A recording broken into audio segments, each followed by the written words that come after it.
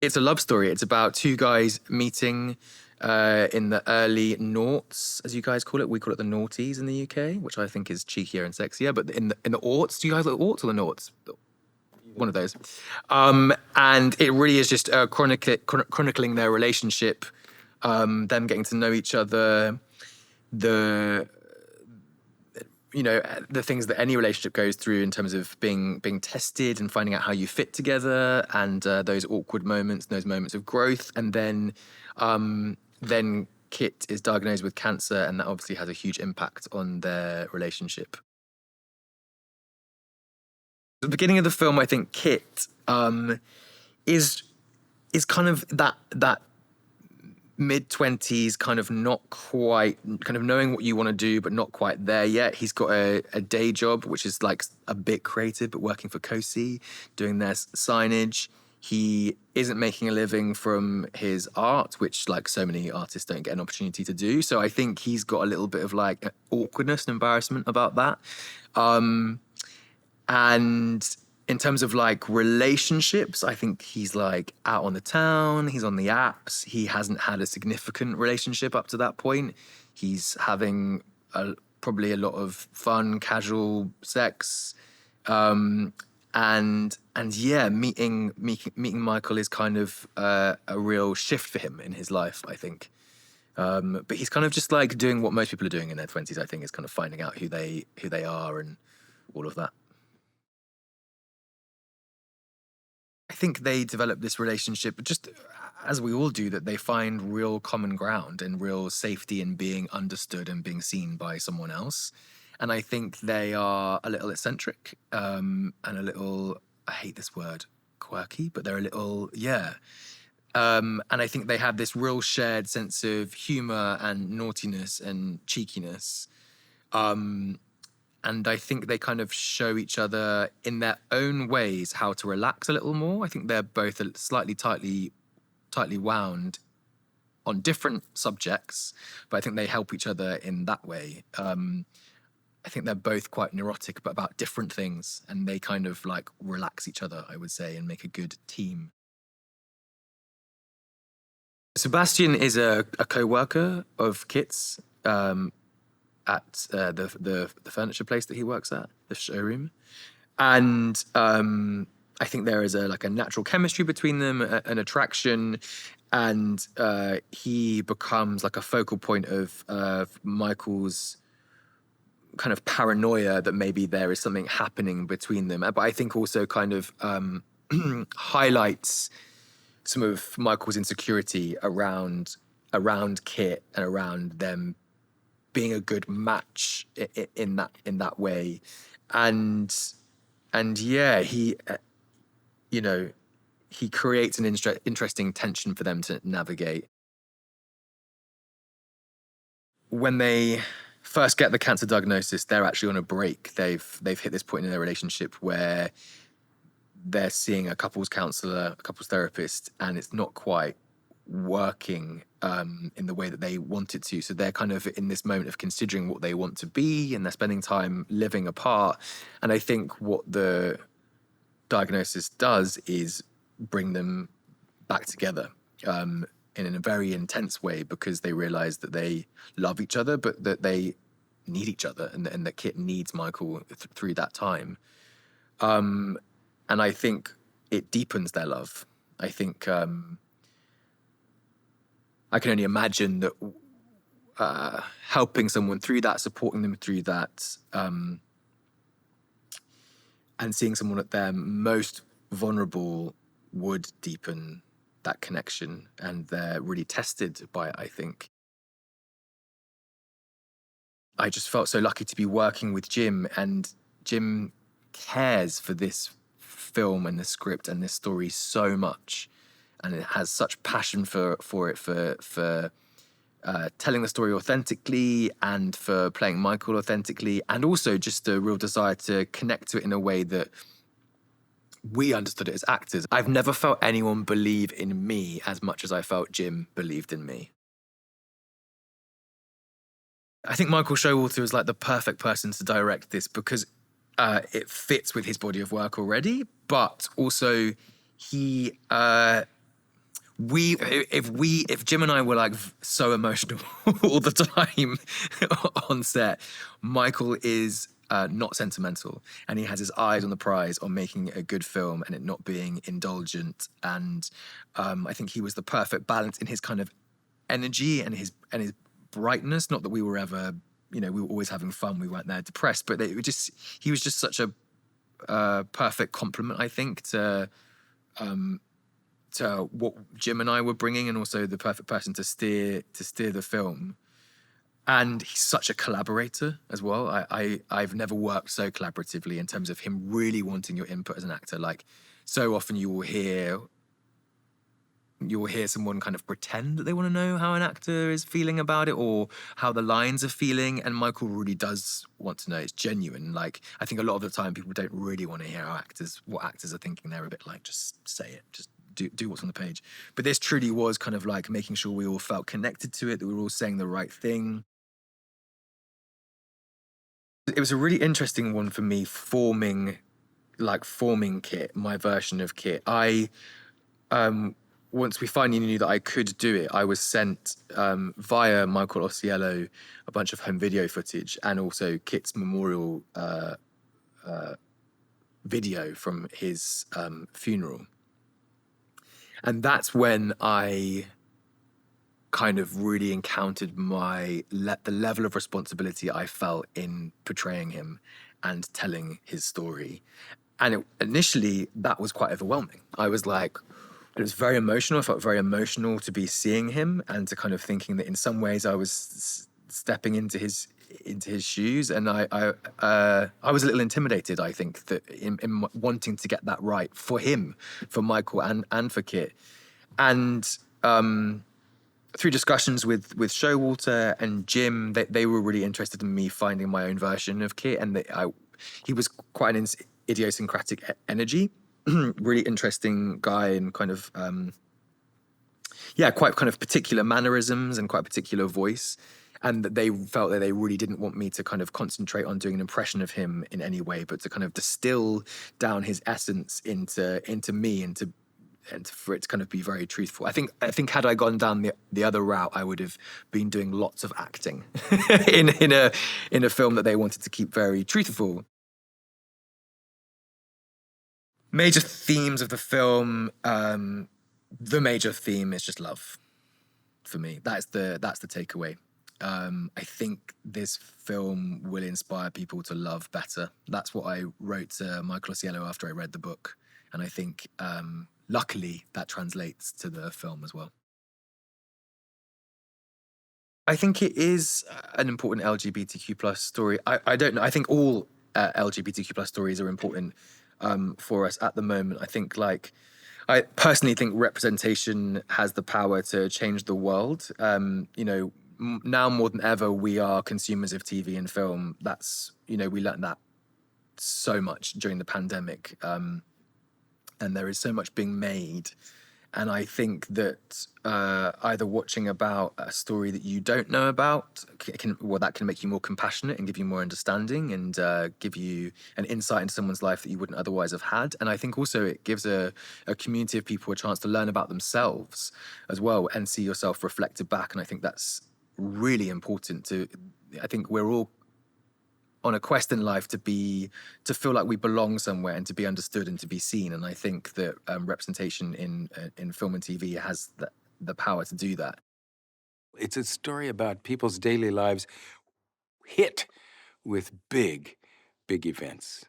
Cancer diagnosis, um, breakup, marriage, realizing the person I'm in love with is somebody I can't live with right now, realizing I have to live with the person I love because we have so little time left. Big, big realizations in a sort of normal day-to-day life.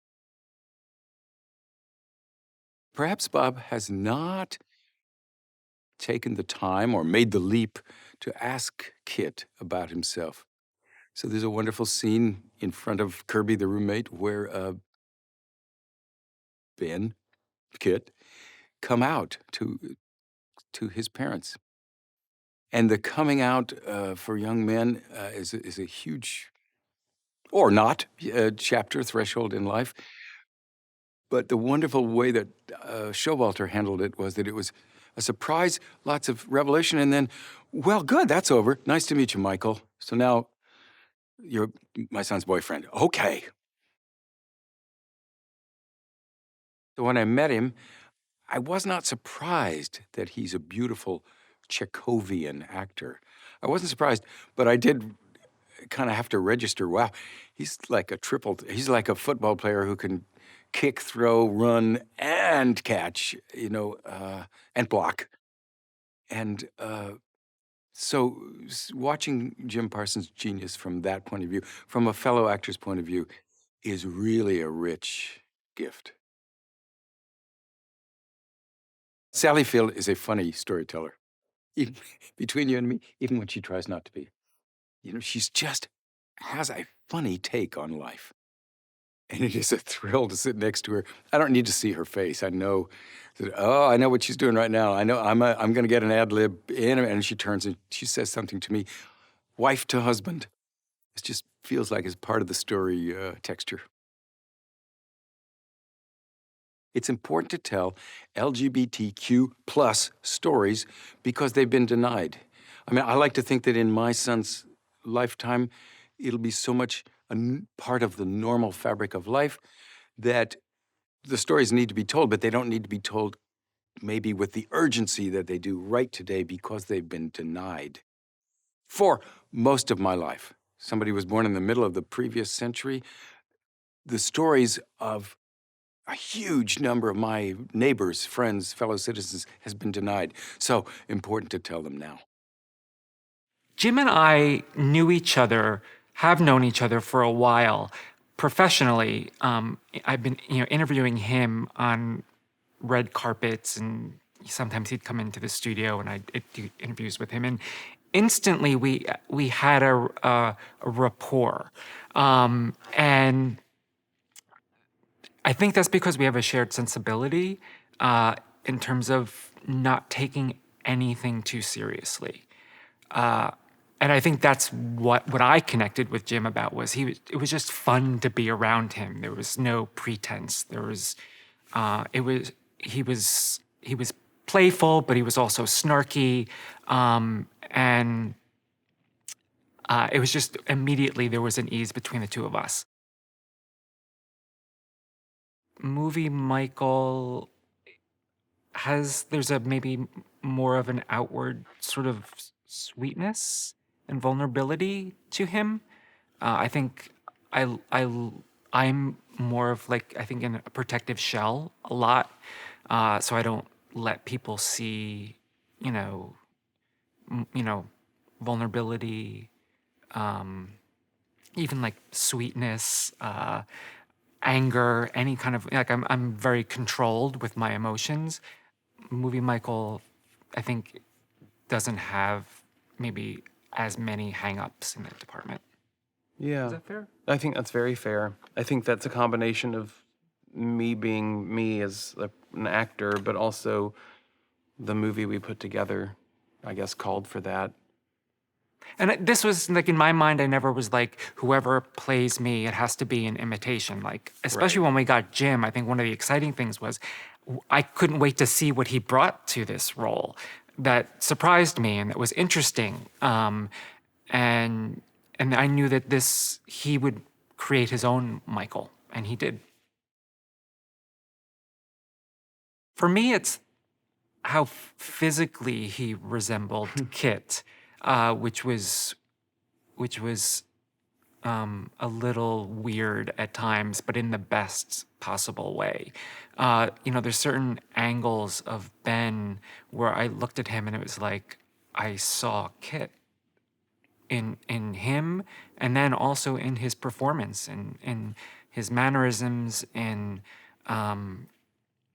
his approach to certain lines and just an overall essence. He was very, and is in many ways very Kit-like. Yeah, it's funny. I never met Kit in person. It's because he wasn't a fan. Because he wasn't a fan. I kept you guys apart as far as possible. Well, whatever the cruel reason. I never met Kit as in real life, but picture-wise, and your very vivid descriptions in the book about what he's like, everybody could see the overlap in, like, I think that Ben and Kit have more in common on the superficial level that we were talking about in some ways. And I guess related to that, for me, there was so much kindness and charisma in what he did. It felt easy to join forces with him. It was emotional at times, but not because I felt like I was being taken back to painful parts of my life and now it's being relived in front of me. It was because the work being done was just so good. I was just so in the moment and enjoying these performances, and just as a viewer, as someone who was just watching this experience unfold before me, I was moved by it. And sometimes, there was difficult scenes being shot, and I was moved by those. But it wasn't never like, oh, this is really tough going back here. Right. It wasn't like we were shooting a documentary, but it was watching like these incredible artists play out these scenes, and some of them were emotionally wrenching to watch. The first time I saw Jim playing me, it was surreal. It was like, I can't believe this is happening. I'm sitting here looking into a monitor, watching Jim Parsons, play the story of my life. It was honestly, I felt just gratitude. I felt like I'm so grateful to have gotten to this point and to be able to share this story with so many more people, and to have someone like Jim starring in it. It just was like it was an embarrassment of riches. That's very sweet to say. I'm realizing I've never allowed myself to fully imagine what it would be like to be doing what he did. I think that's one of those, there's a few little things like this that I think I made sure to stop myself from doing for fear that it would somehow affect or inhibit what I was doing. You know what I mean? Like trying to put myself in Michael's shoes. I mean, I was trying to put myself in Michael's shoes for a major chunk of his life he had written down. I don't think I could have, and I'm still realizing I haven't yet really thought about what it's like to put myself in his shoes for going through this experience.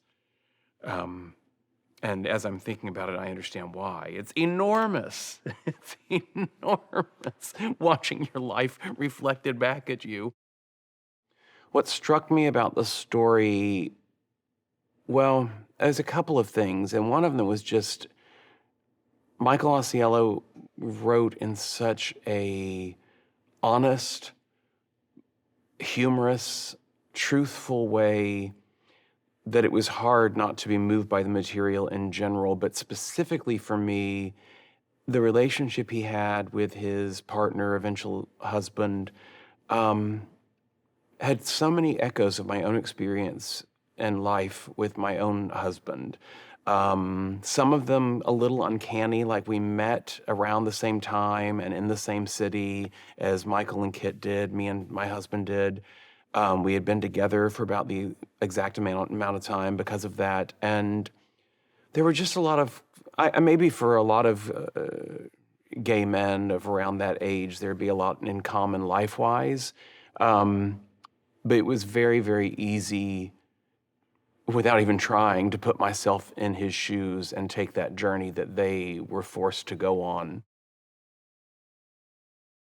In a very macro level, it's about how you have to put yourself out there and in a place where you might get your heart broken if you're going to feel the real richness that life has to offer in the form of love, in the form of experience.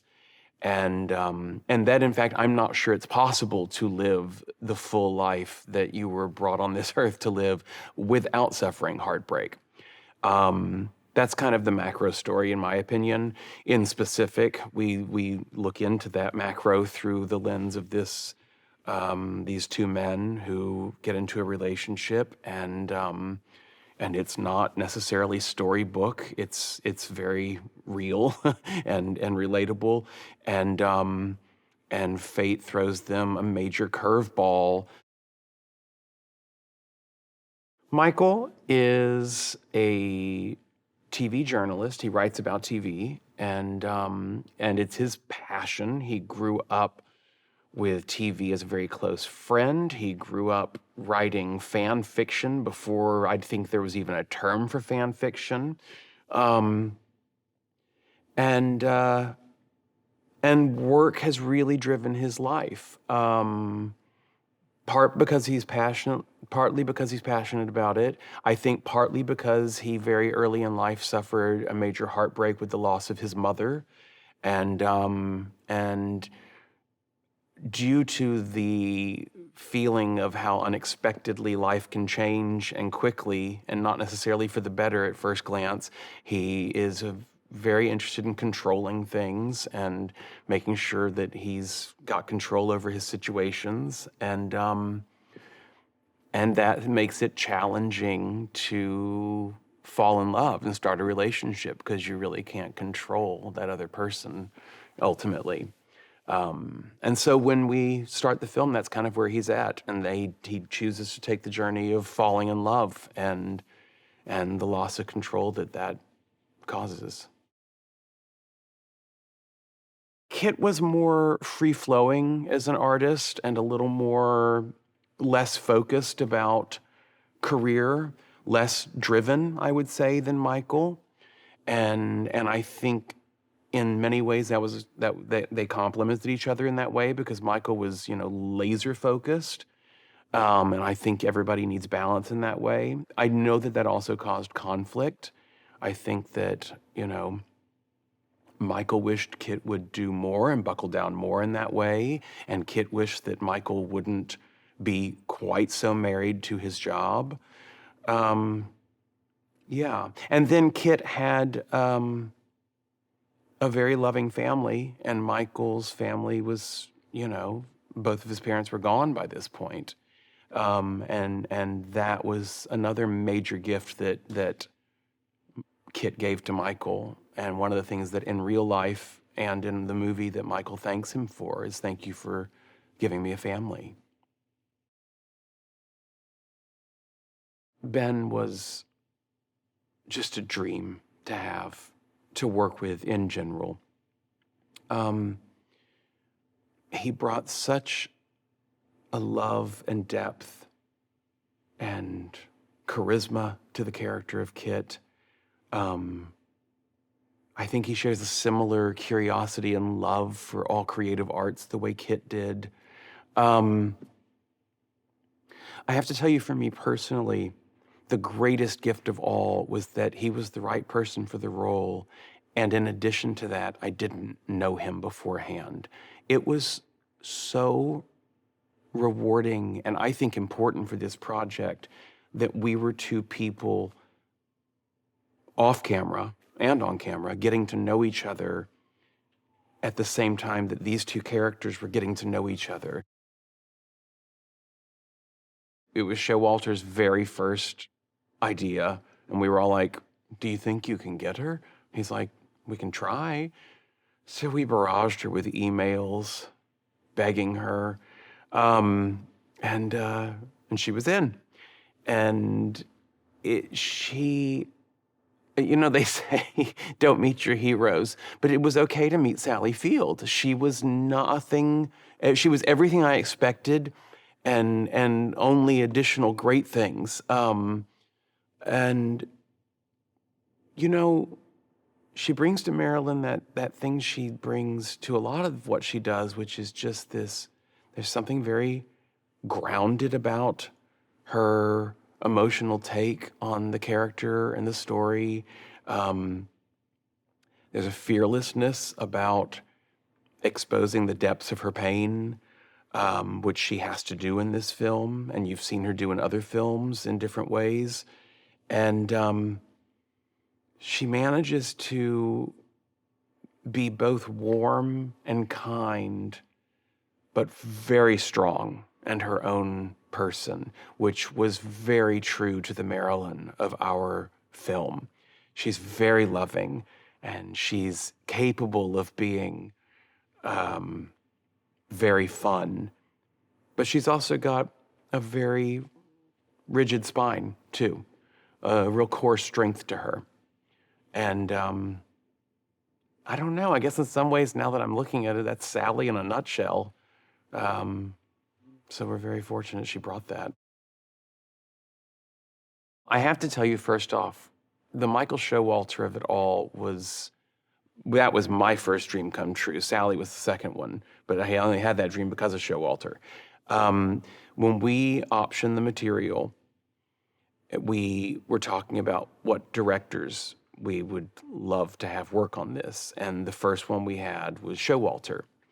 But we really thought we'd need like a Showalter type because he had done The Big Sick, which we were like, I don't know if he wants to revisit, it's not that it's the same material, but like, does he want a couple where there's somebody sick again? But we're like, he understands how to do this. He understands how to do what you might call like a laugh cry. Like he knows comedy and he knows joyousness and he knows the depths of human suffering in his work at the same time. So we were like, well, we'll figure out who's like that. And then it got announced in the trades that we had optioned the material. And lo and behold, his office called and was like, do you have a director? We were like, no, why? And they're like, Michael's interested. And we were like, you've got to be kidding. So that started that train running. And then we went into pre-production. And I said so many times, Michael Showalter must be the most confident in himself director out there because his ability to collaborate, I don't know if it's his improv background or what, he never says no. He always says yes and tries it out and sees where it goes. And a lot of times it ends up a no, like, no, that doesn't work. But there was little to nothing you could throw at him idea-wise that he wouldn't see through to some sort of end. Why I think, spoiler alert, is important is because it's a real honest look at the highs and lows of a relationship and the really rocky terrain one just naturally travels in life if you live a full life and allow yourself to love and be loved. It's going to hurt. And this may sound cheesy, but it is the kind of thing where in that hurt you realize how fortunate you are to be able to feel. And if you can feel the hurt, you can also feel the elation. And I think this story is very much about that. I even think in the hardest parts, if you want to call it that, of this story, of this film, I think you pick up on that the severe pain is laced with severe joy at being alive, at being loved, at loving. A couple months after Kit died, I was actually approached from an editor at Simon & Schuster who had followed some of the story on social media. Kit and I had been sharing, documenting the cancer journey on Facebook amongst a close-knit group of friends, and one of them was an acquaintance at Simon & Schuster who had been following it. And a couple months after Kit died, he approached me and he said, would you ever give any thought to turning this into a book? Because he was really moved by the story. And I hadn't really given much thought to it because I was still grieving. It was just a couple months after his death. But it got me thinking about what an extraordinary opportunity it would be to introduce Kit to thousands, potentially millions of people, and let them get to know him. Spoiler alert: the hero dies. Basically tells the story of my 13-and-a-half-year relationship with my late husband, Kit. with a focus on the last year of his life, his cancer diagnosis through to his death. It's really concentrated on those 11 months, but we go back through the book to, sort of glimpses, flashbacks to our relationship together, the good times, the bad times, the really messy times. As I watch it, I'm like, Jim is, bringing things to my life and this story that I couldn't have even imagined possible, and illuminating character in new and exciting ways, and at times making me maybe more interesting than I actually am. In addition to being a really nice guy, Jim is also incredibly smart, and he surrounds himself with really smart people. So when That's Wonderful Productions approached me about potentially optioning the book, in many ways it was just a no-brainer, because I felt like, a story this personal, it needed to be in the hands of people I trust and respect. And I think that speaks to Jim and his company. The great thing about Michael Showalter is he is a master at mixing tones, particularly drama and comedy. We saw that with The Big Sick, especially, where he took, sort of this essentially sad story about illness, but mixed in layers of comedy, and just made it so that it wasn't just a downer, that it was both heartfelt, moving, but also hilarious. And he just was the perfect person for this kind of story. Seeing Ben Aldridge play Kit is super surreal at times, because he actually looks like Kit, especially at certain angles. When the light hits him or his head is turned a certain way, I get chills sometimes thinking, oh my God, he looks so much like Kit. And he's also a fantastic actor, and he's incredibly handsome, and I have to think Kit would have appreciated that. I haven't still fully grasped the fact that Sally Field is a part of this movie. She's a legend, an icon, and I grew up on her movies, and I was a big Brothers and Sisters fan, and it's just an incredible honor that she's part of this project. Well, one of the most important things when we started talking about turning the book into a movie was it had to be shot in New York. Kit and I fell in love in New York. Our relationship took place entirely in New York. We got married in New York. New York is, and this is cheesy and cliche to say, but another character in this story. So it would have broken my heart if we had to shoot somewhere else.